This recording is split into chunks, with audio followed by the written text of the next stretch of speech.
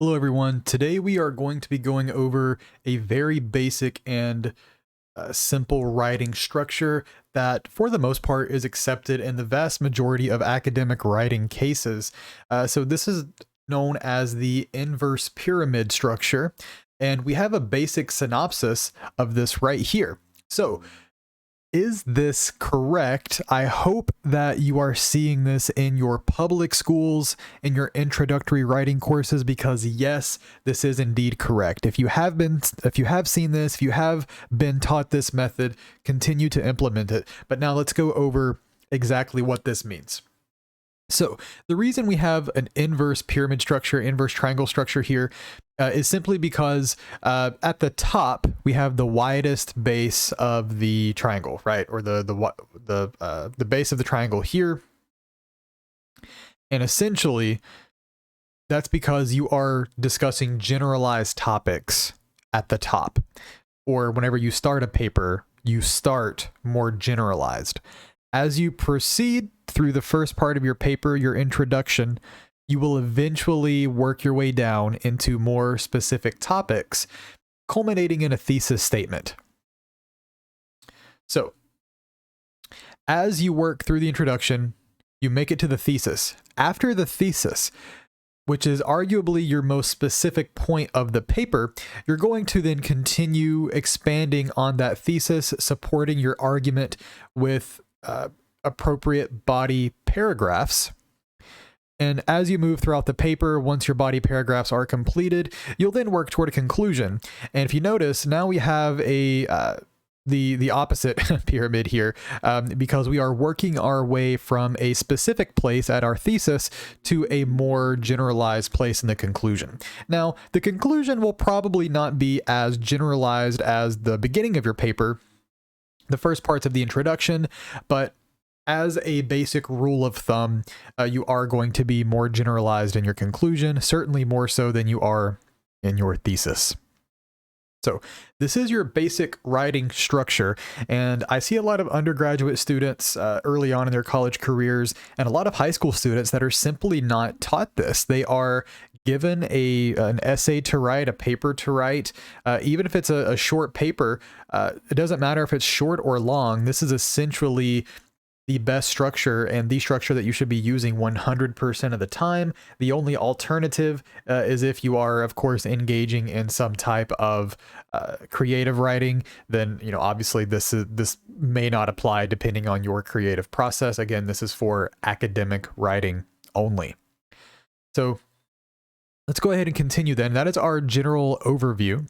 So you may have some possible additions to that structure, depending on the class that you're taking, the requirements your teacher or professor has of you, and also just the general assignment, as well as what type of writing structure are you using, such as MLA, APA, Chicago, something specific to your school.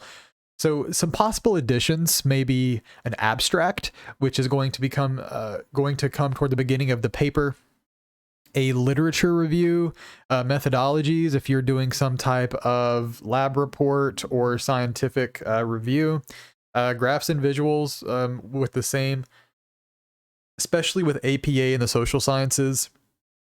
Graphs and visuals will fit nicely. A results section, potential discussion, and of course depending on if you're MLA or APA, your references, bibliography, sources, things like that. Be sure to check with your teacher and professor as to what additional items you need to include within your structure. So how are we putting this into practice? So let's get a bit more specific here. So again, you start generalized with an introduction. Your introduction is going to be, the why, the so what, specifically what are we getting into in this paper? Why do you want to read this paper? To learn about this topic. And then you're going to get into your ideas of the topic. And that's going to culminate in your thesis statement. So that's what comes next. After your thesis statement, you will then begin supporting your paper through body paragraphs. Body paragraphs can come in a variety of structures. However, you at least want to have one body paragraph per argument. You'll need to have multiple ways of supporting your thesis statement. So therefore, you're going to need multiple body paragraphs unless it's just an extraordinarily short essay. All right, so moving specific to general, after you list your body paragraphs, oftentimes it is a good practice to engage in a discussion of your body paragraphs, perhaps even introduce some opposing thoughts and opinions that are also supported by some of the research if it is a conflicting topic.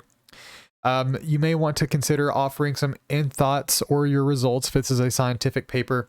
And then perhaps a bit of a critique. So where do your sources or your arguments fall short?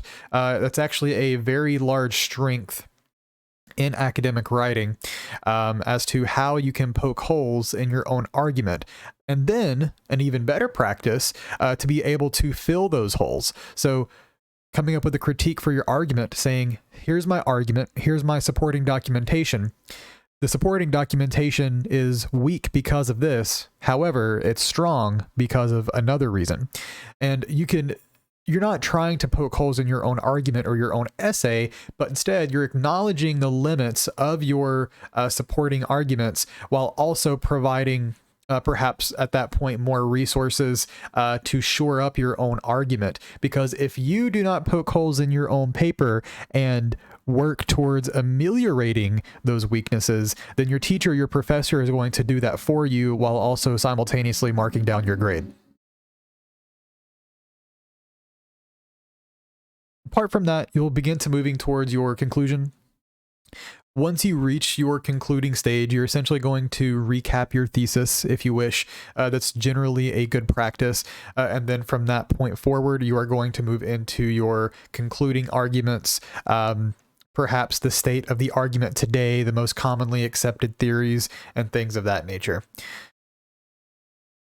All right, so that is all that we have today as far as generalized structure goes. So yes, the inverse triangle or inverse pyramid is specifically what you need to be using whenever you are structuring your academic papers.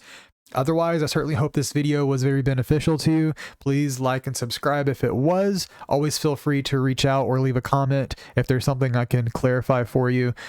I hope to be making some additional more in-depth videos in the future. Until then, I wish to go ahead and get through these basic fundamentals before we continue. All right, thank you so much, and I certainly hope you have a wonderful day.